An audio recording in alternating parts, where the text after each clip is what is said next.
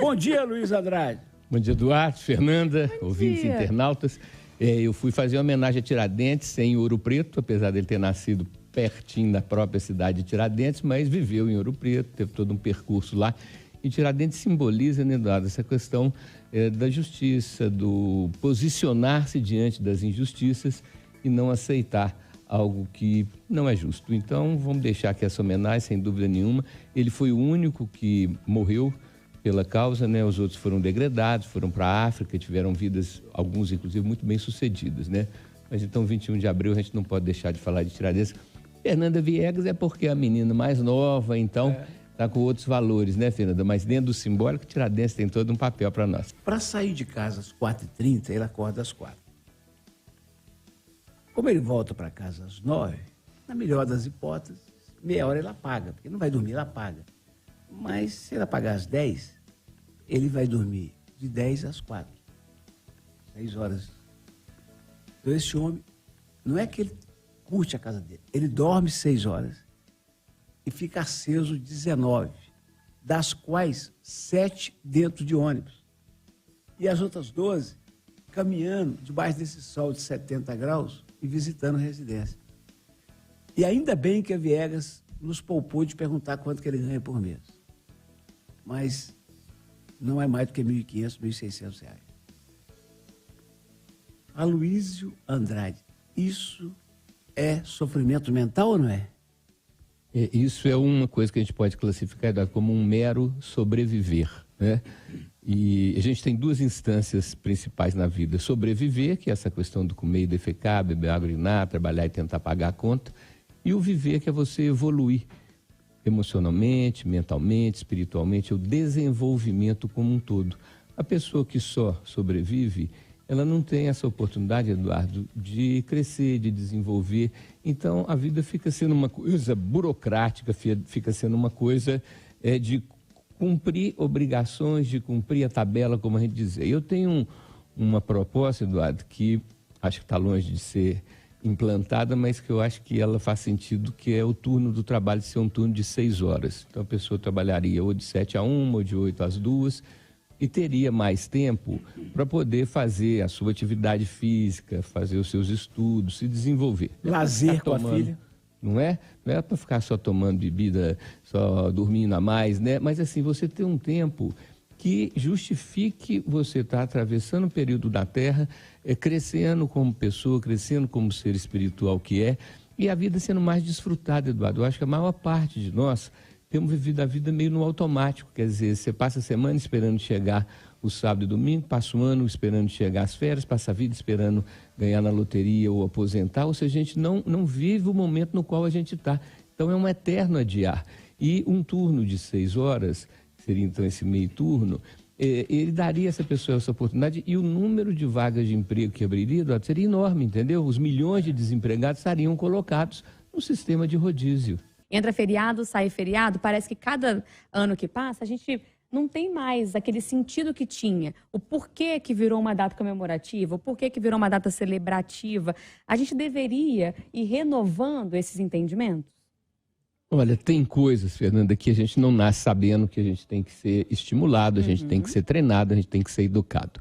Os tais dos valores cívicos, que são então o amor à pátria, o amor ao hino, né?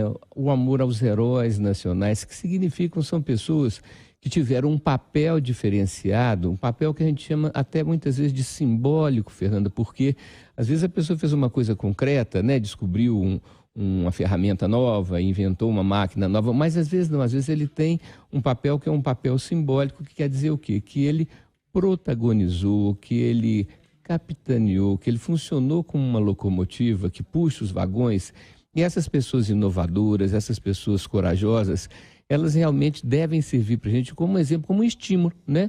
Então, o que você falou descreve uma situação em que o poder público, isso faz parte de uma das ações que o poder público tem que ter, que é de estimular nas crianças, estimular nos jovens, esses valores éticos, morais, espirituais, que vão além só do comer e do defecar, que vão além só do trabalhar e produzir dinheiro. Então, a gente tem, Bortoleto estava falando da questão do número de horas, dos funcionários. Na relação de trabalho, Bortoleto, nós temos duas trocas. Uma que é tempo por dinheiro E outra que é alegria por sentido. Quer dizer, se o meu serviço, né, feito, eu tenho certeza que Fernanda, que Eduardo tem, dá sentido para a vida, às vezes você não ganha milhões, mas você tem um bem-estar interno, uma sensação de missão cumprida, que o dinheiro conta, e conta muito, obviamente, mas não é só o dinheiro. Então, essa alegria, o bem-estar enquanto a gente está fazendo o que a gente está se dedicando, isso é maravilhoso. E aí, Fernanda, então é isso, estimular, temos que estimular que a vida não pode ser só no automático, só o que apareceu no TikTok, que apareceu no YouTube. E próxima coisa, sempre próxima coisa, como fila de pronto atendimento. A vizinhança tem que saber, gente. Não é que eu estou querendo vingar em vez de fazer justiça. Esse é o papel da comunicação. Tem que dar o nome completo, por favor. Hélio... Bom, pera aí que eu já segura aí. Não, eu nasci foi para atazanar. Para te surpreender. Vai falando aí que você é bom nisso. Hélio Souza da Silva Filho. Hélio Souza da Silva Filho. E aí, Oswaldo, você não conseguiu entrevistá-lo porque ele estava saindo da fase do leão para a fase do porco. Você conhece as fases? Como é que é isso? Por favor. Começa pelo macaco, né? Isso é um conhecimento popular, que fala que a bebida alcoólica tem 3 fases. Primeiro, quando a pessoa está levemente alcoolizada, que é a fase do macaco, fica brincalhão, fica divertido. Que é a fase legal, vamos dizer assim, né? Ri de piada antiga, bate papo com quem não piada conhece. Ruim.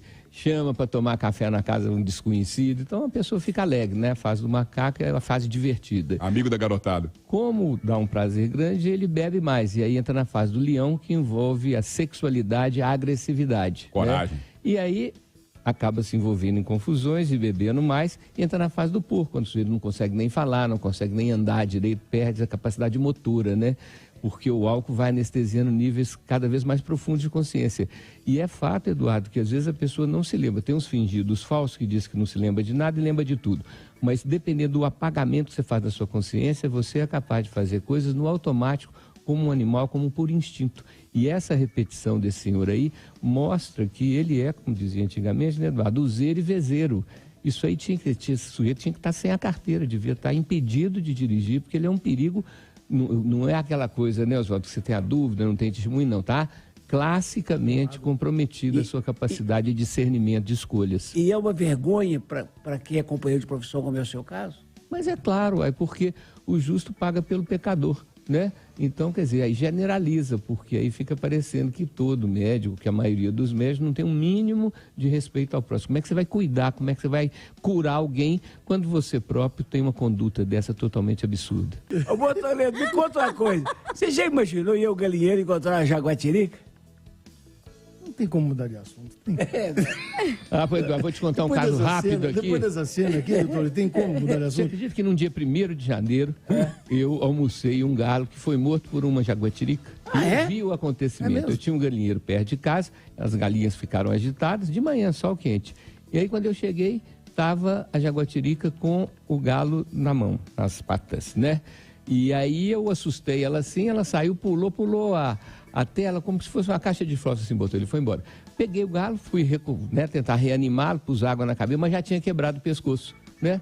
Pois fui obrigado a depenar o galho e comi um galo morto por uma jaguatirica. Em 20 segundos, uma pessoa igual o Ronê acaba salva por saber menos das falcatruas do mundo? Olha, tem 2 coisas que são prejudiciais. É quando você não entende nada do assunto ou quando você entende muito. Porque quando você conhece muito profundamente do assunto, você fica feito. Uma vez eu brinquei que você me perguntou, por que isso aconteceu? Você, Eduardo, são tantas variáveis variando, que a minha resposta varia, né? Falei, vou fazer um erro de português na brincadeira, é muita variável variando, né?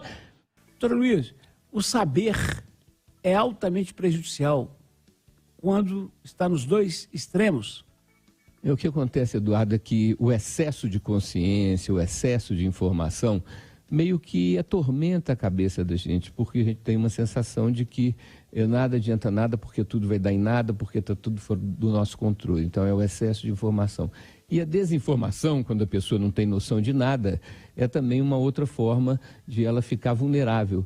Então o ideal, Eduardo, é que a gente conheça, sim, mas não em excesso, que não deixe transformar o saber, o conhecimento, num transtorno obsessivo compulsivo, que é o que se chama de TOC, né? Quando a pessoa fica com tanta pressão de tanto que ela sabe, que ela não consegue relaxar, ela não consegue desfrutar a vida. Agora, uma coisa é fato, Eduardo, o esforço, a batalha, sempre é algo capaz de construir um bem-estar maior para a pessoa. Lógico que quando você não tem a compensação financeira, você não tem a compensação do reconhecimento dos colegas ou das chefias, Isso faz falta, mas o principal é a sensação de missão cumprida, a consciência de que você está fazendo o seu melhor. Uma coisa essencial, Eduardo, a gente tem sempre chamado a atenção dos ouvintes e internautas da Itatiaia, que você tem que ter 2 listas na vida. A lista do que você está querendo e precisando de fazer mais ou começar a fazer, e a lista do que você está precisando de parar de fazer ou fazer menos. Se a gente coloca 2 itens em cada lista, Eduardo, e aí a frase é, gente, prometer para si mesmo, não se promete para os outros, promete-se para si mesmo, e a luta batalhando, tentando cumprir. Ninguém te convence que você está enrolando quando você está batalhando. Nem ninguém te convence que você está batalhando quando você está enrolando. Então isso aí, Bortoleto, é uma autonomia que o plano espiritual nos dá. Uma possibilidade de construir amor próprio e autoestima, de certa maneira, independente dos resultados. Porque se você faz o máximo possível, se você faz o máximo que você dá conta, e a coisa não acontece, como se diz lá no Espiritismo, você é um karma, é porque não estava na hora, não era para ser. Mas o esforço, a batalha, é muito mais capaz de dar felicidade, Eduardo, do que a sombra e a água fresca, porque não é possível comemorar algo que você não fez. Se você ficou à toa, ficou de bobeira, ficou só de papo pro ar, fica faltando o motivo para a sua vida ter sentido. A vida de adulto é meio que isso, né? A gente começa num ânimo e muitas vezes vai passando por outros durante o dia. E lidar com isso no dia a dia não é simples não, né, doutor? E não é para todo mundo. Mas para quem tem fé, facilita um pouco. Demais. E essa letra é de uma inspiração, né? A gente fala em psicografia, que é quando a pessoa escreve automaticamente, sem nem saber o que está escrevendo, o que Chico Xavier fazia e vários médiums fazem, né?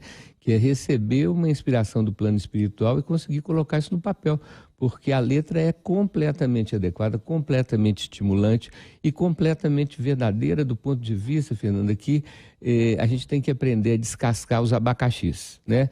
Primeiro, lembrando, doutor Leto, que cada um de nós é um abacaxi, com a sua parte boa, média, a sua parte não tão boa. E se a gente desenvolve a habilidade do autocomando, do autocontrole, de pegar as rédeas da vida nas próprias mãos, você pode se transformar num abacaxi muito mais palatável, muito mais digerível, muito mais convivível, né? Então, esse é o objetivo, é comparar-se nunca com os outros, sempre consigo mesmo, nunca buscando a perfeição, mas o melhor de si naquele momento.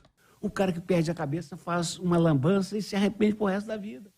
Pro resto da vida. Isso eu vejo como até uma certa crueldade da vida, né, Eduardo? Porque você atravessa uma avenida 20 vezes prestando atenção, ótimo, beleza, dá tudo certo. Uma que você não presta atenção, já era. Então, cuidado. A Luísa vai continuar conosco, que hoje vai falar de quê, depois das 11? Homeopatia. Ô, papo bom. O doutor Aloysio Andrade está aqui toda sexta-feira e a gente explora ele muito como psiquiatra, mas ele também é homeopata, então vamos entender com ele o que é isso, né, doutor? A única coisa que eu sei de homeopatia é que pensa-se na pessoa como um todo e não em partes. O que mais tem homeopatia? Porque eu só sei isso. Então, já sabe metade do caminho, Fernanda. O que acontece é o seguinte, um rápido histórico para os internautas e ouvintes entenderem. Samuel Hahnemann era um médico alemão normal, alopata que a gente chama. O princípio da alopatia é o tratamento pelos contrários. Então, você está com uma febre, você toma um antifebril. Você está com uma infecção, um antibiótico. Você está com a depressão, toma um antidepressivo. Então, a cura pelos contrários. E a homeopatia é a cura pelos semelhantes. Então, você pega uma substância, como é o caso da beladona, que é o lírio branco, que provoca febre em quem não tem, e você, no mesmo sistema de pegar o veneno da cobra para transformar em soro antiofídico, você faz. Então, a primeira diferença dos remédios alopáticos e homeopáticos. O homeopático é a cura pelos semelhantes e o alopático é a cura pelos contrários. Hahnemann, então, começou a desenvolver esses estudos há 250 anos, para ser mais preciso, 245 anos. Ele era médico comum e entendeu que os remédios provocavam tantos efeitos colaterais que ele chega a dizer, Fernanda, que os remédios matavam o paciente antes da doença. Né? Imagina isso, gente, 250 anos atrás. Né? Então, essa é a idade da homeopatia. E um princípio homeopático é de que você vai tentar, através de substâncias da natureza, substâncias que vocês estudaram na química, na tabela periódica, que compõem a crosta terrestre, compõem o nosso corpo, você vai trabalhar com substâncias que são naturais, que vêm da natureza. E o processo, Fernando, envolve duas coisas. Primeiro, você dilui quer dizer raliar, então você dissolve essa substância.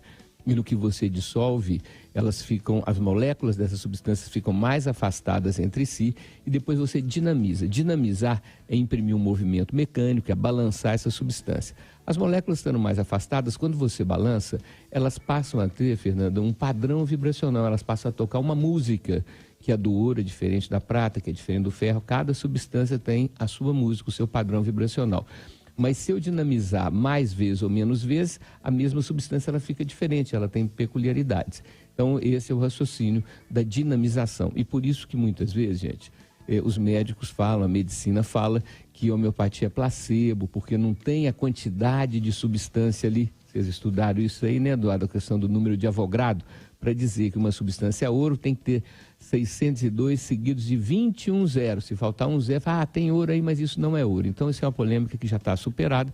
O que acontece é que a homeopatia usa a energia da substância, tanto é que tem grandes venenos que são transformados em remédio. O arsênico, por exemplo, é um grande remédio para criança recém-nascida que está em crise de bronquite asmática. Veja bem, é um veneno, mas quando ele é matéria, quando transforma em energia, ele vira outra coisa, então. Doutor, o que eu vejo é muita gente fazendo assim, procura o médico, aí toma medicamento, não está resolvendo, procura os medicamentos homeopáticos. Então, me explica, quando uma pessoa deve procurar o tratamento homeopático? Olha, a gente estava falando do que é sintomático e do que é estruturante.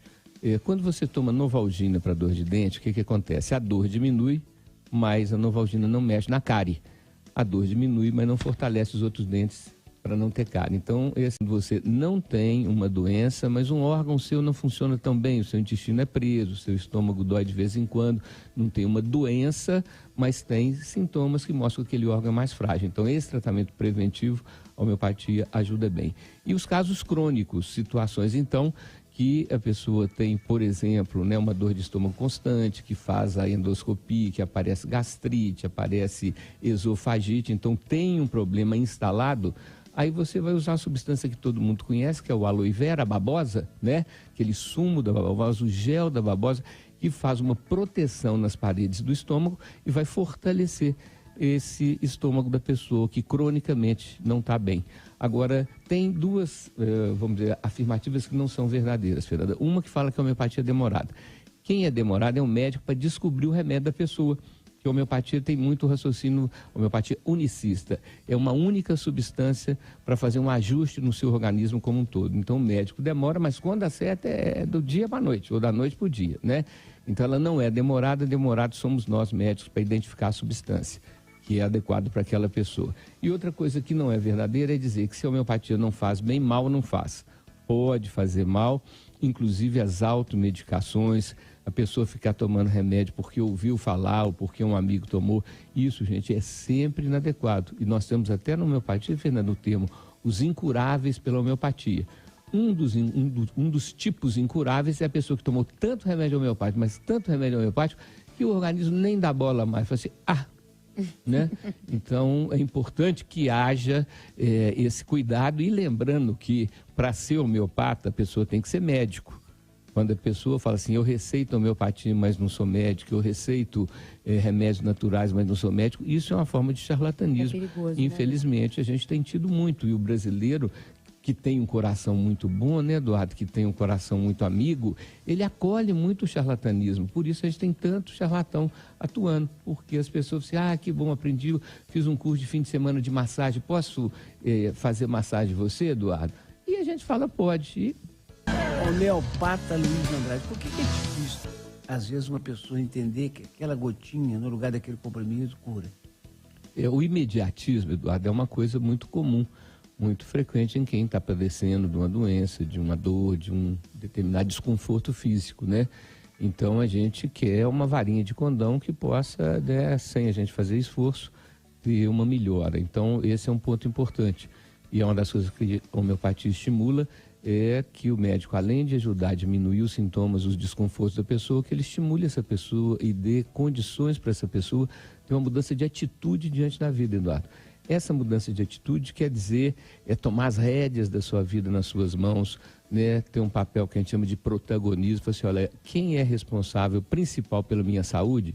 Sou eu, minha atitude diante da vida mental, emocional e espiritual, e o que eu como eu uso o meu tempo livre para fazer um lazer que seja saudável, que não seja intoxicante, se eu pratico atividade física ou não. Então o negócio não é só remédio, gente. Tem uma questão dos hábitos, tem uma questão que diz respeito ao como você preenche o seu tempo livre, como você conduz a sua vida.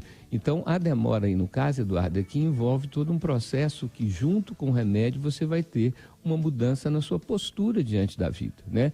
Eu sou um testemunho porque há 40 anos eu tenho usado a homeopatia, muitas vezes com remédio comum junto, tá certo, gente? Na parte da saúde mental, que é dos lugares mais delicados, saúde mental e emocional. E tem muita substância que é uma substância simples, é uma substância fitoterápica que ajuda no sono, né? Essa palavra equilíbrio, que funciona para tudo na vida, cabe bem aí. Combinar, às vezes, um medicamento alopata com um homeopata, e em certos casos, por exemplo, de um câncer, nem discutir aí para aquele tratamento de radioterapia ou quimioterapia. O que acontece? São planos, são andares diferentes, né? Então, quando você usa uma substância que é mais potente, que é mais química, você vai estar atuando como uma Novalgina para dor de dente, enquanto seu dentista está dormindo, porque está de madrugada, e você vai simultaneamente preenchendo o buraco da cárie para poder o dente não doer mais. Quando você atua na estrutura, quando você fortalece a estrutura psíquica e emocional, Eduardo, a pessoa tem menos sintomas. A pessoa mais estruturada, ela é uma pessoa mais capaz de administrar as suas tendências inadequadas, porque todos nós temos, eu brinco de falar que cada ser humano, gente, é um abacaxi, que tem a sua parte boa, a sua parte média, a sua parte não tão boa. Se você vai evoluindo e desenvolvendo, você vai desenvolvendo ferramentas, Eduardo, faca, canivete, para descascar o abacaxi que você é. E não só a sua vida melhora, mas com a vida de quem está no seu entorno. Gente, eu tenho que encerrar essa prosa boa, porque, né, o Rádio Esporte vem aí. Eu não sei quanto é o resto do corpo. Parece bom, não parece? O aspecto dele é bom, né? Excelente. Tem quantos anos, doutor?